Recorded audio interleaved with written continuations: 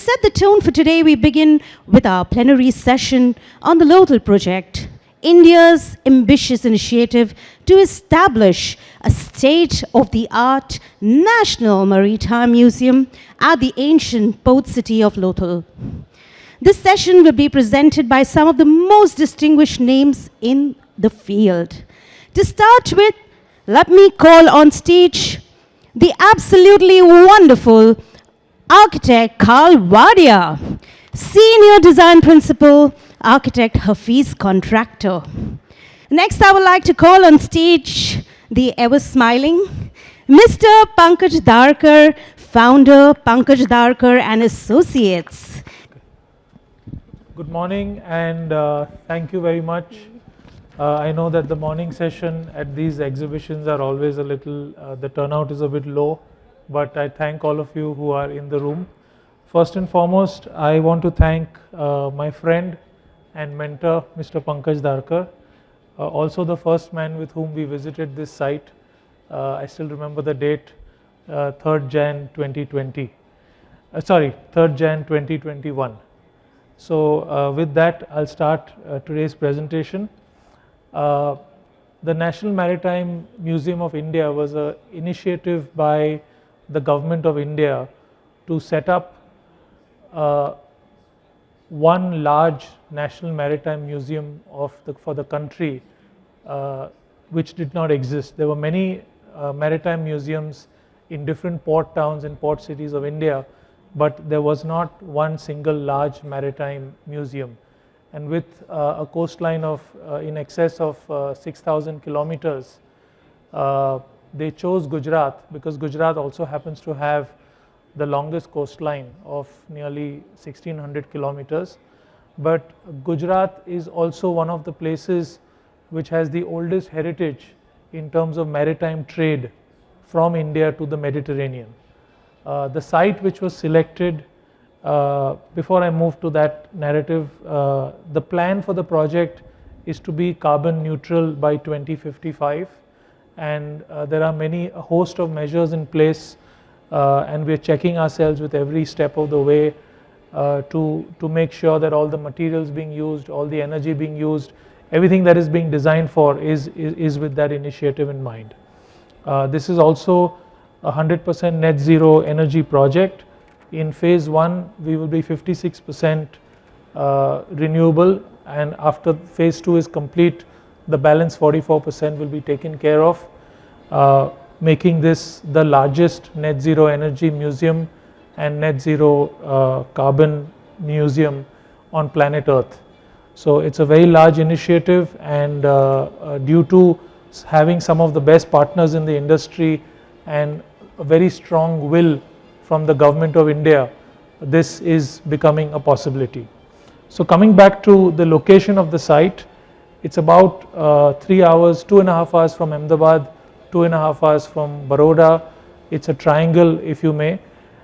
It falls in what used to be the Gulf of Khambat, which was the place from which all the maritime trade from India 4,000, 5,000 years ago used to happen with the Mediterranean. So all the spices, the linen, the cloth, all of that used to go back and forth literally from this place of Gulf of Khambat. It used to come out and then go towards the Mediterranean.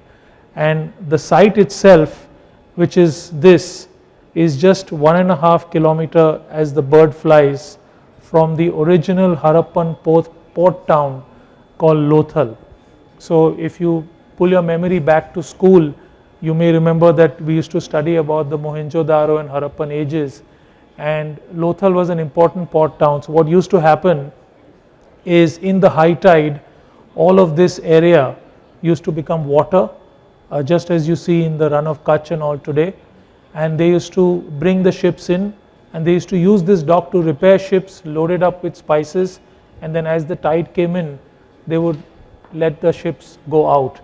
But unfortunately, a couple of thousand years ago, the first known major climate change happened in our planet, and all of this today, including Kutch, including all those areas, all became barren, dry areas because the ocean receded. and that's the reason all of this, what you see, this portion, the soil is very saline. There's a lot of ancient salt still in this land, but it also forms a beautiful narrative to set up a museum that actually celebrates the maritime history. So that's the challenge with the project, that we are building it in a dry region. But in monsoon, if you see all this brown area, this is all a massive flood plain. So there's a flood plain of 64 square kilometers, and that's perfect because this also maps how the ocean used to fill up this zone. This is all the low-lying zones that probably 3,000 years ago the water used to rush in, and that's how they used to get the ships out of this place. So this is the whole context of this place. It's a very tricky site, and if you go to Lothal today, this is what it looks like. So there is, it's also the first known location where natural plumbing was explored. So this is the first, we have MEP engineers in the room, and just to put it into context, these are the first known drains and covered drains in human history. So that's how important this place is. This is where the ships used to be loaded and sent off, what is called the dry dock. And this picture is particularly important because that's the size of bricks they used to use on a human hand. That's my hand. This picture is also very important because the moment water comes in contact with the soil, all the soil turns white because there's so much of salt. So in fact, I still remember when Mr. Dharkar and me went to see this site. It was January, so you can forgive me for thinking that there was snow because so much of it was white. It looked as if there was snow had happened. It had actually rained that day. Yeah, it had rained. It had rained about a day or two earlier, so everything was white. So the inspiration of the project is to inspire, align, inform, and discover, because a maritime museum, unlike many other museums, the age group that visits these kind of projects is young children with their parents, and you want to educate them, you want to teach them, you want to send them back with knowledge. And we've seen so many museums in the past which are extremely boring because it's all about just delivering information through text and photographs. So it was very important for us to create a museum which was all about experience and all about having fun and absorbing that knowledge through fun.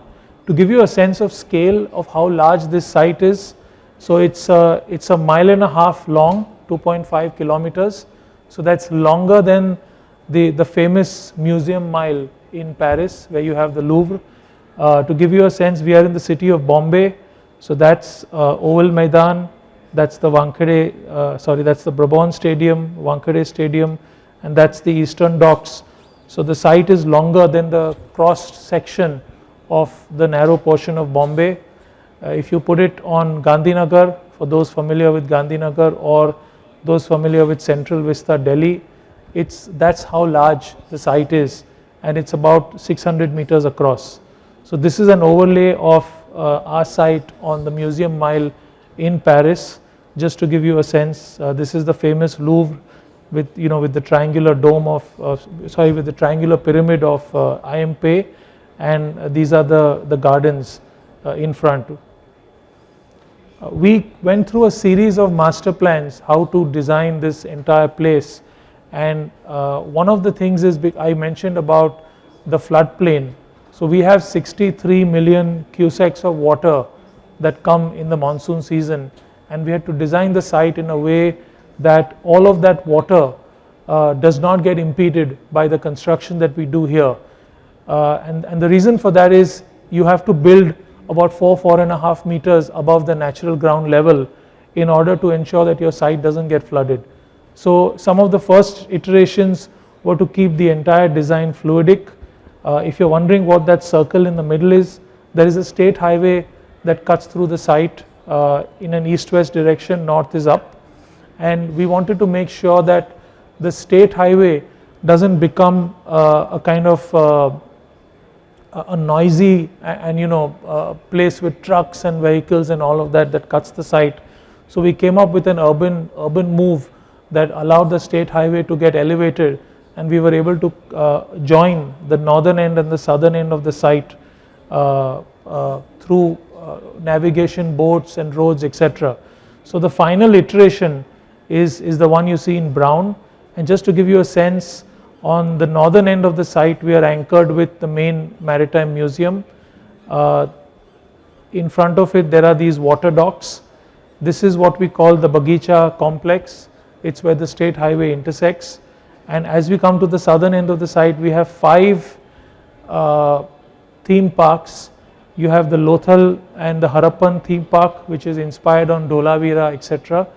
And you have a maritime theme park, you have a naval theme park, and on the eastern edge of the site we have a bunch of hotels and eco resorts.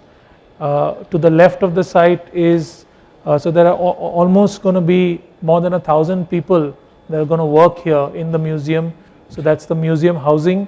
And these white portions that you see in the master plan is the upper town and lower town lakes.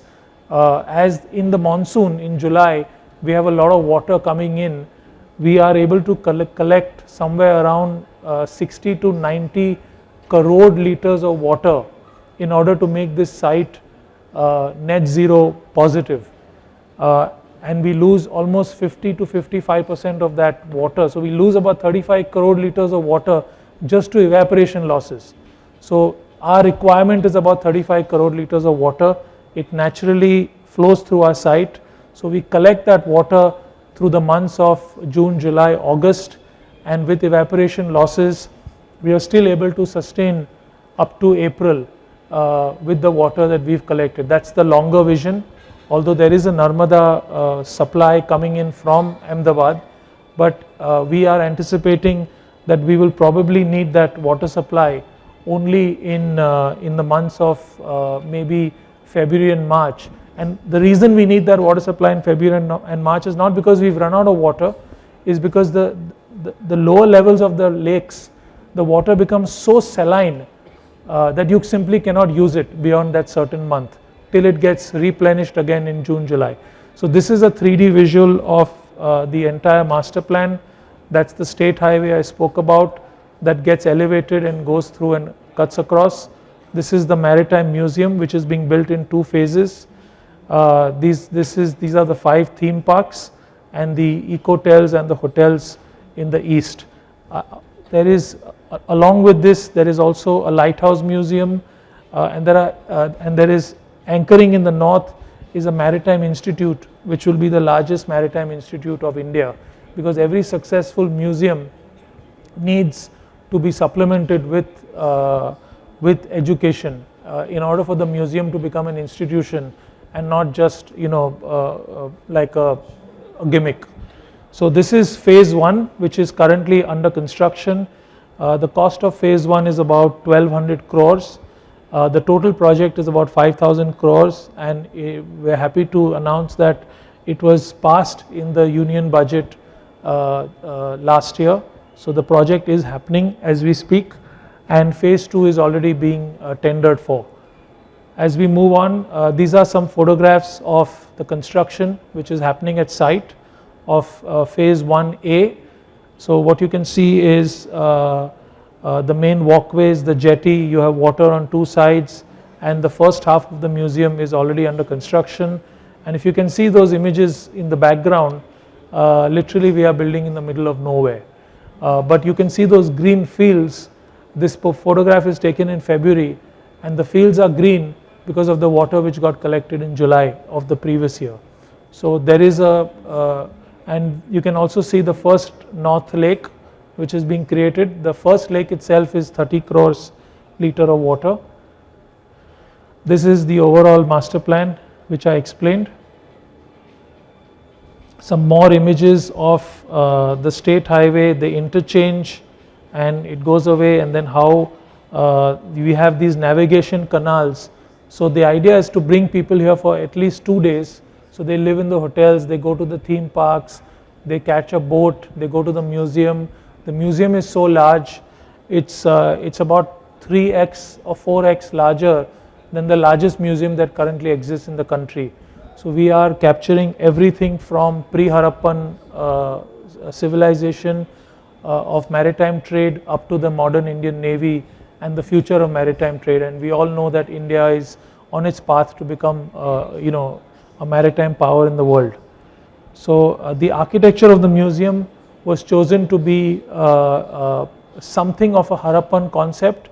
The Harappan architecture of 4,000-5,000 years is unknown to us because all of that got obliterated and wiped out.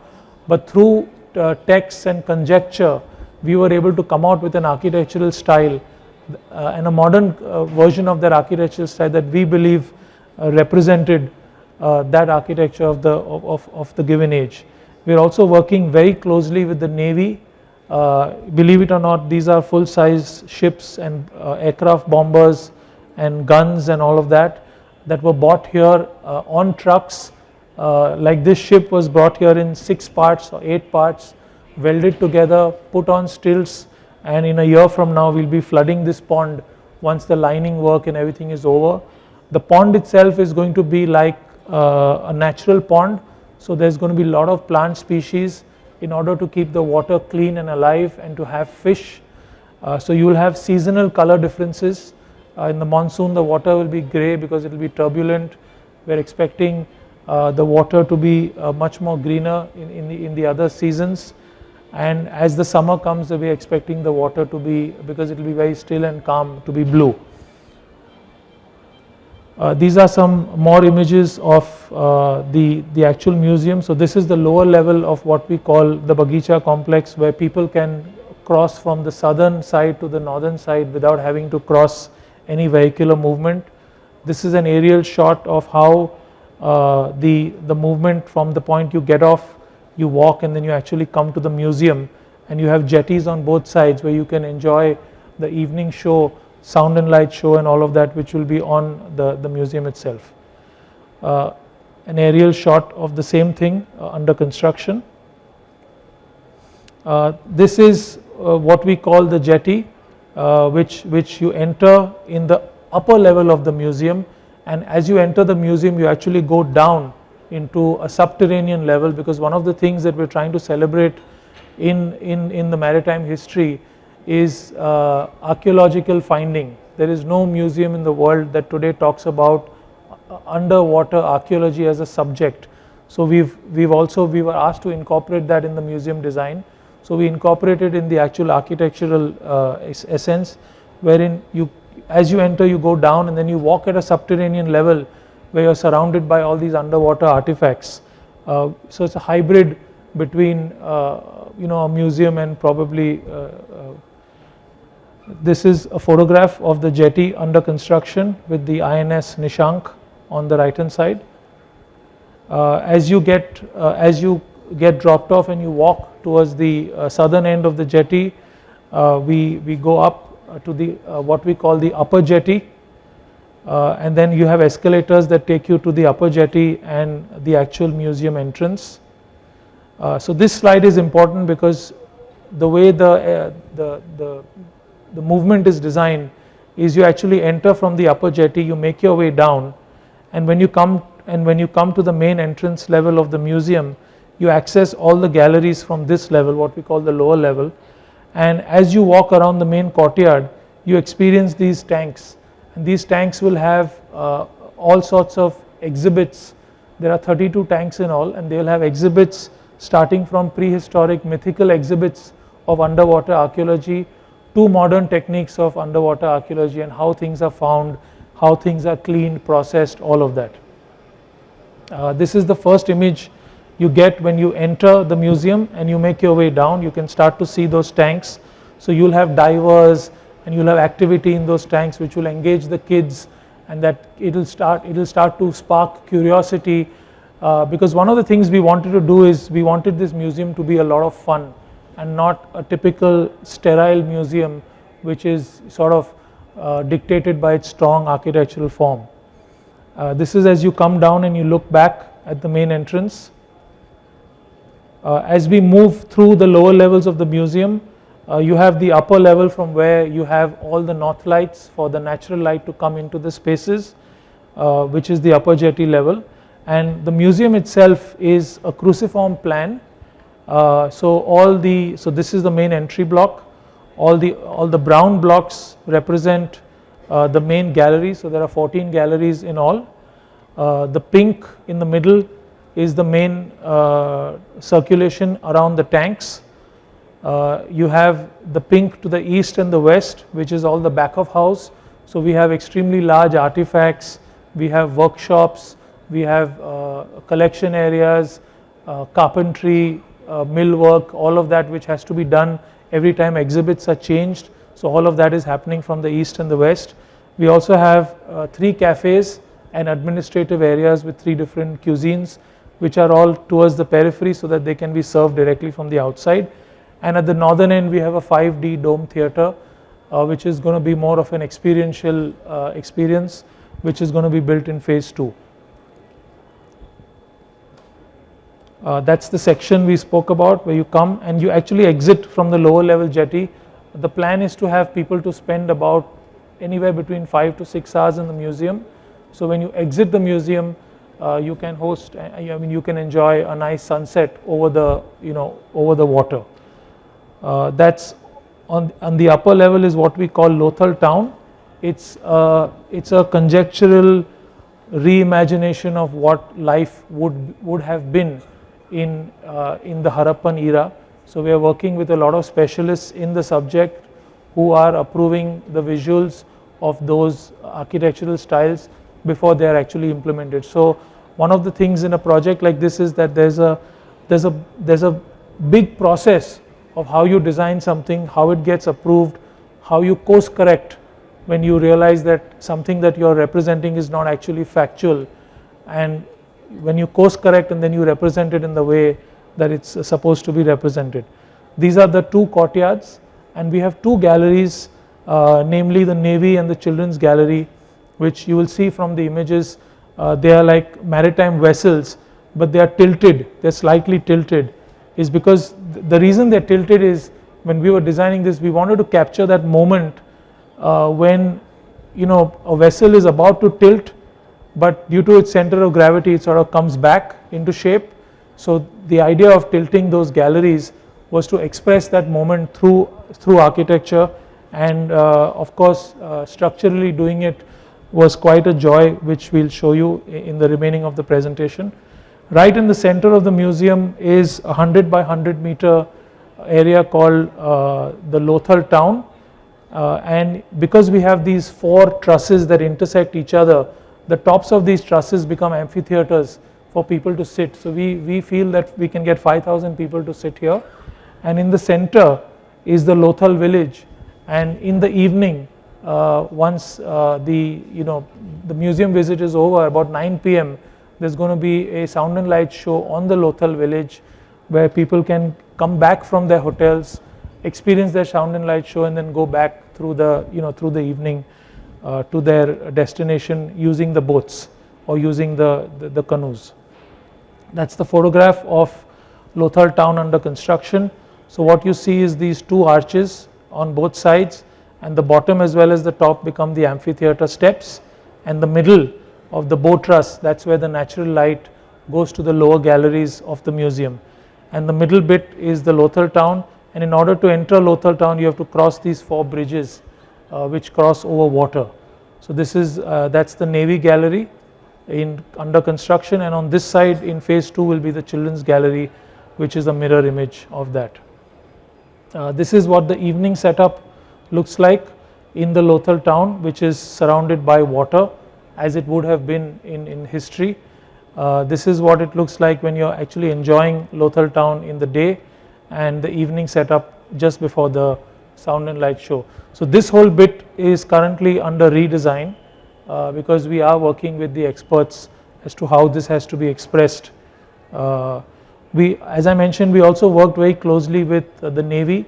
So we have a lot of decommissioned Navy artillery, aircraft, ships, which were brought in a kit of parts, and they've been installed in strategic locations as an outdoor naval artifact, including one Sea Harrier within the courtyard of the museum, and a Coast Guard hovercraft on the roof of the Navy Gallery.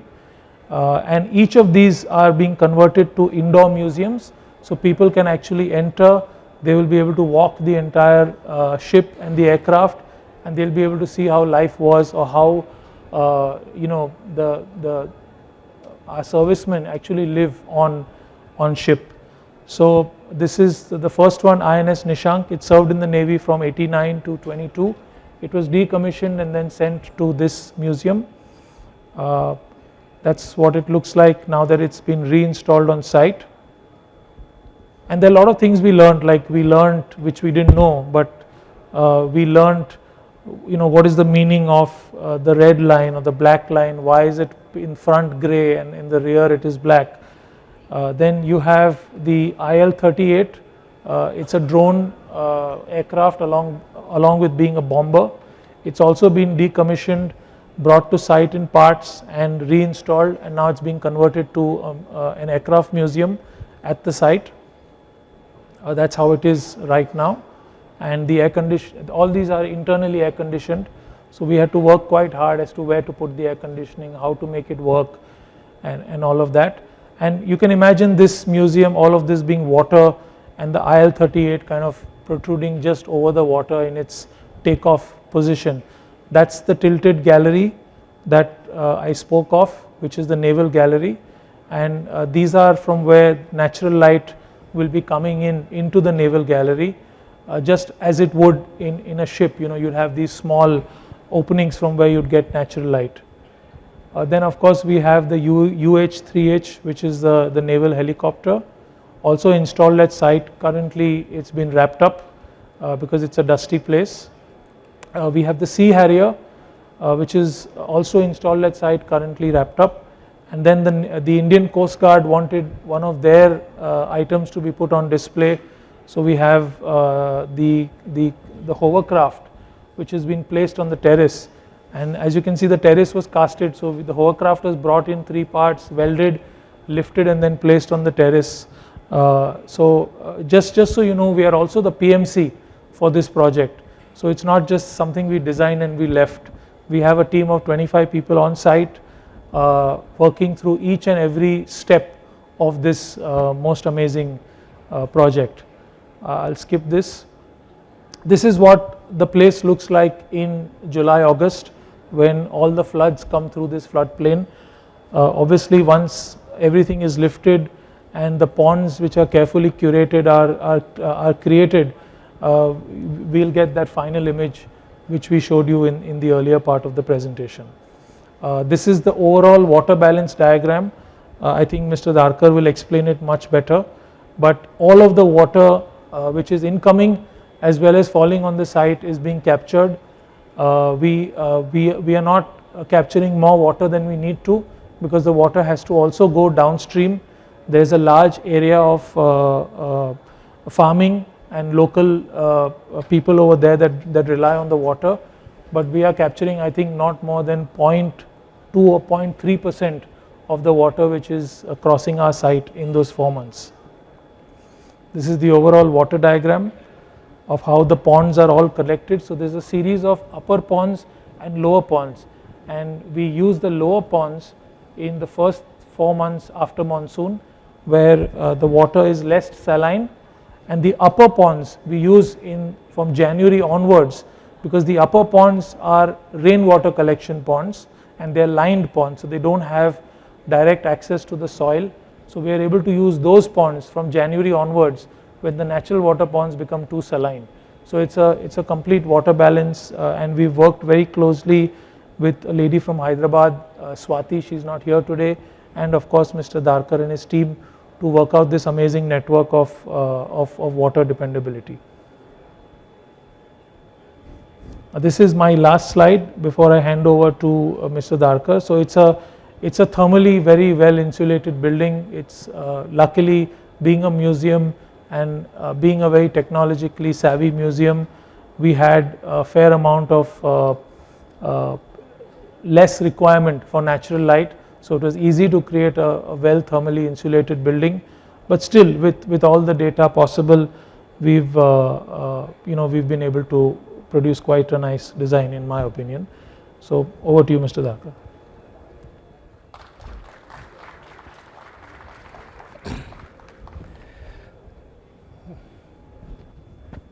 Don't see the time.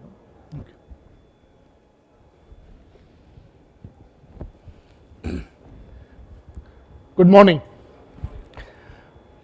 I still remember the day we went first to the site, and in fact in my life of 44 years we hardly have done any government projects, and when Hafeez and Karl called me up to ask whether I am interested to be part of this journey, I was little hesitant. I was not very sure what will happen and whether we will even get a chance when we will bid. But the kind of energy which Karl and his team has shown can be seen here, what has happened there. The day when I had gone there, I had never imagined that we can create such wonderful property, such wonderful asset for the nation. When we were preparing for the presentation, I was damn confident that this job is going to be with us, and we competed with many stalwart architects of the nation. But the kind of presentation and what you are seeing was something which was presented. We didn't change anything, right, sir? So, and this is happening now, and I must compliment all my contracting companies who are doing this work, so right from Tata Projects to many subcontractors are here. It is very, very hard to do work there because there is nothing there. There is no hotel, there is nothing.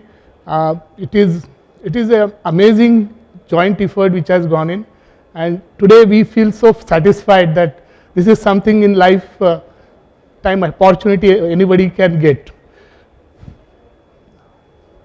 So I think he has touched this subject, but again going back to the first slide which where Karl started, the Bay of Khambat and the way the water transfers here in the monsoon. I remember after bidding when we went there, there was nothing seen. Everywhere there was water, and that brings a lot of challenges.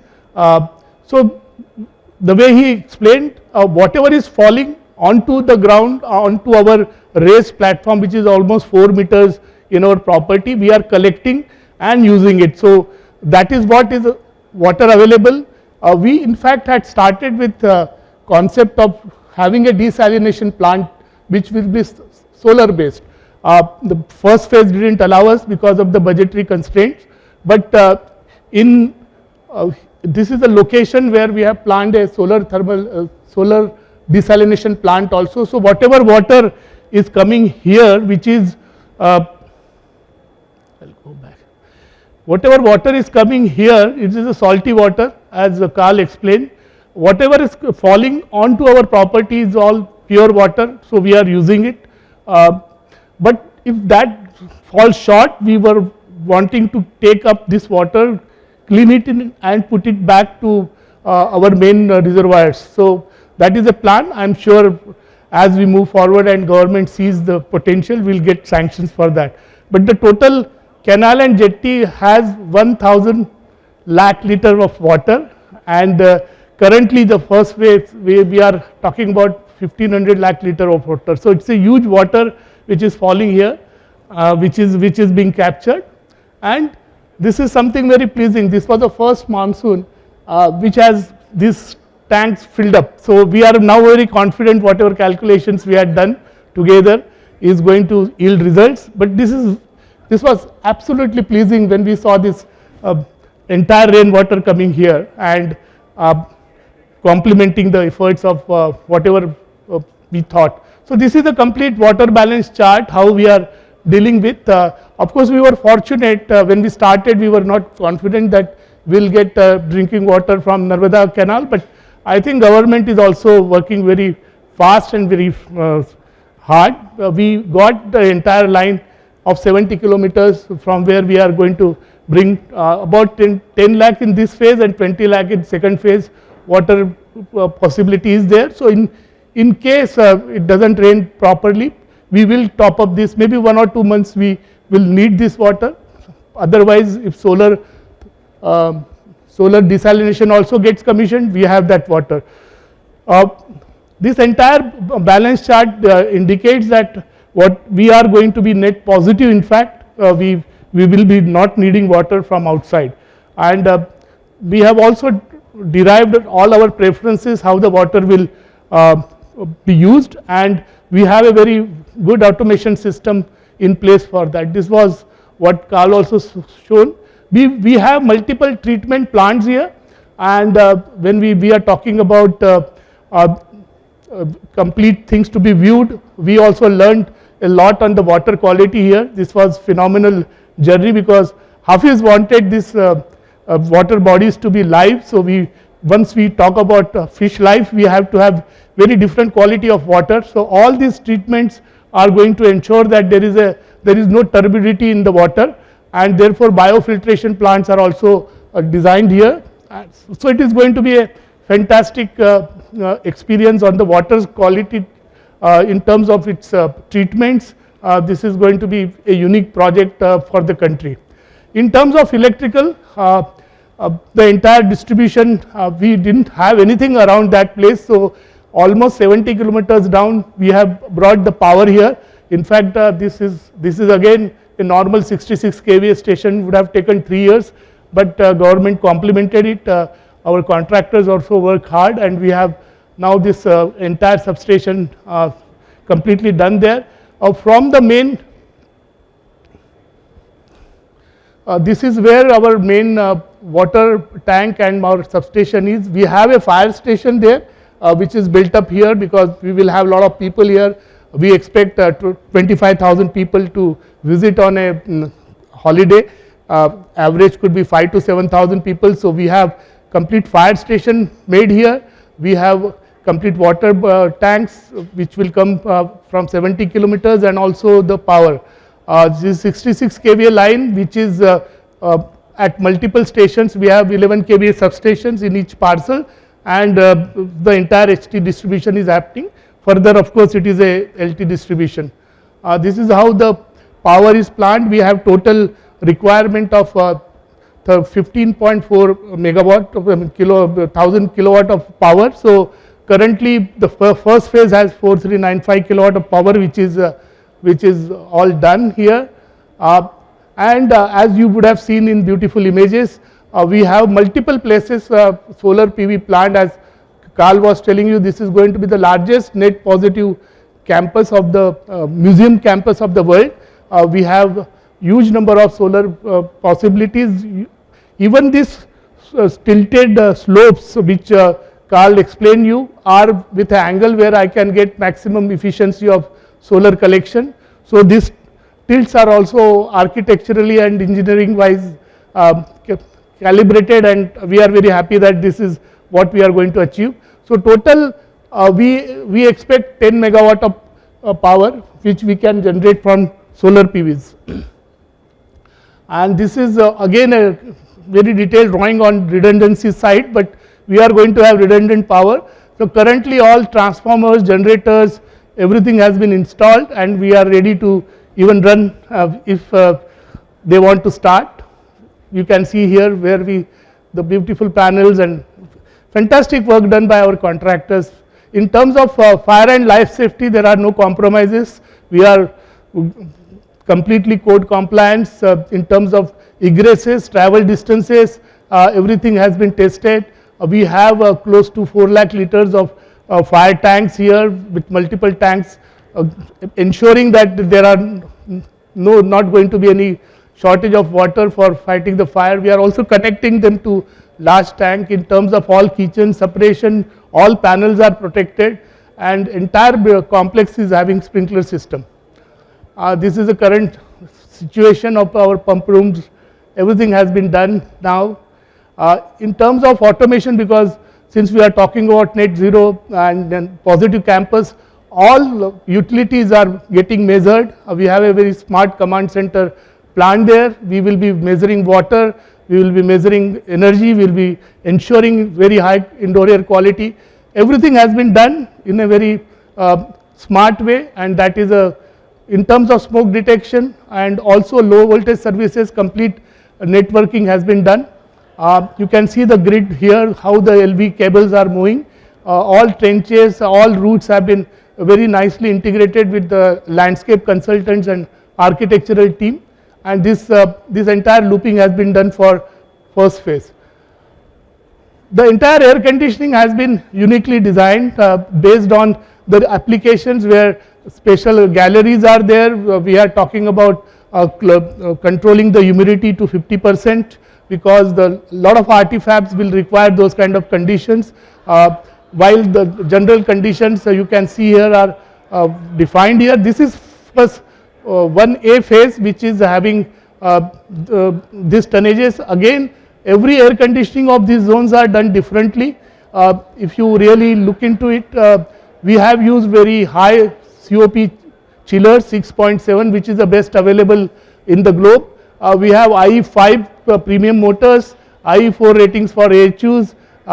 Entire insulation and pipe ductwork is as per super ECBC standards. We have not compromised anything there. We have use of heat recovery wheels. We have two-stage cooling being installed for kitchen areas, dry scrubbers everywhere, and of course the major area where the movement is happening is all having high mass radiant system, and all balancing are completely computerized and have complete automation. You can see here this was in progress work where entire this red area is having the radiant system.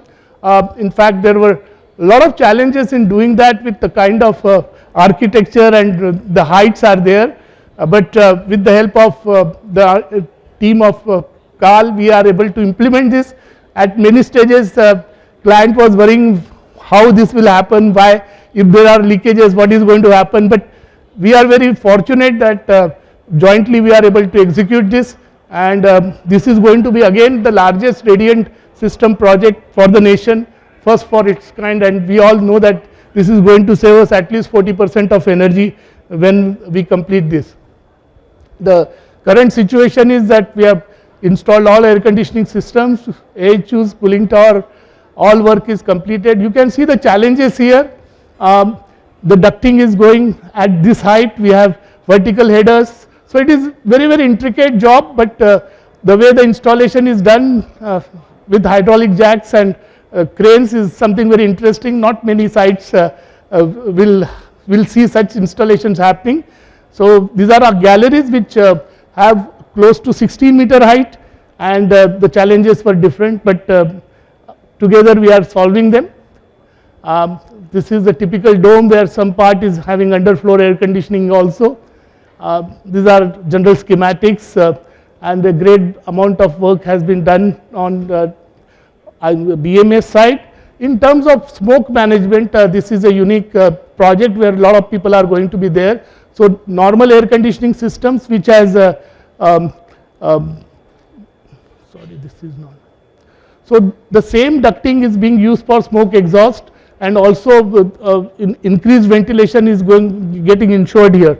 So not only from the air conditioning point of view, but from the fire and smoke point of view also, all automation has been ensured, and we are going to have a very safe and secured kind of museum, complementing the energy targets which we have set for ourselves. So that is all I had, and of course phase 2 you can tell them again. So very quickly before we just run, thank you Mr. Dharkar, it's very well explained. I must tell you, nothing would be possible without his patience. So phase 2 coming up is the other side of the museum, along with the Lighthouse Museum as well as the main urban interchange, what is called the Bagicha complex. It has the children's gallery, a whole bunch of play areas. It has the main pond, which is also a kund. It's inspired after a kund, and you have the 5D dome theatre, which is hidden behind this screen. This is what those phase 2 courtyards look like. In fact, the tender opening is happening in the next few days, and as we approach the dome theatre with the pre-function spaces and all of that, the entire architectural styling, the way natural light is being brought into these parts of the museum, because we don't have a requirement of black boxes, is treated differently. This is the 5D dome theatre, which is going to come up in phase 2, along with the lighthouse, which is inspired from the Mahabalipuram lighthouse, which you can see here. That was a requirement of the DGLL, and the theme parks which are coming in phase 2. You have the Lothal theme park, the hotels, the climate theme park, and all these different experiences for visitors, for children. We have the coastal pavilions, where each and every coastal state of India is going to make their own pavilion, covering their culture, history, cuisines, all of that. So this is what walking from one coastal pavilion to the other one would feel like in the evening. You can take a boat, so that's Maharashtra. This is the Lothal city recreation, also coming in phase 2, which is again based on the Harappan port town. And this is the entrance to the Museotel and the hotel, which is also coming in phase 2. So this complete place will be like a maritime experience, which is not currently there in India. And with this, I will request to just run the video, please, with these last few slides. Yeah.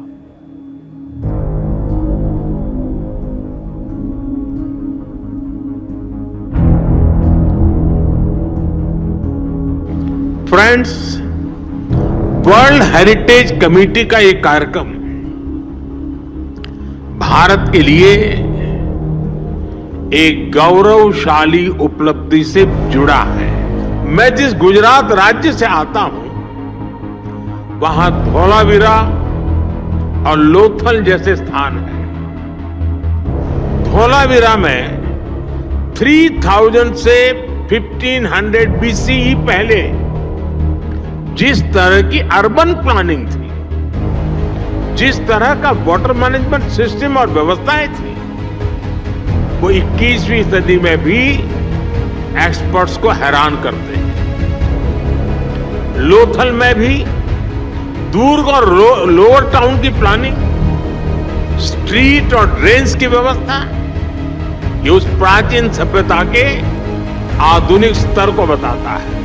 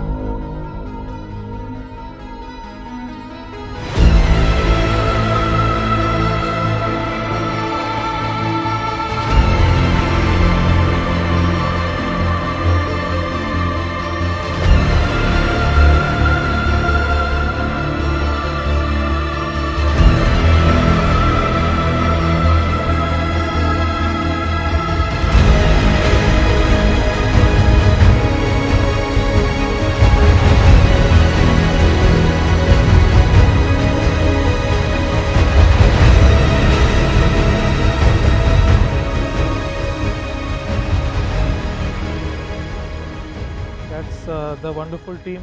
Thank you. Yeah.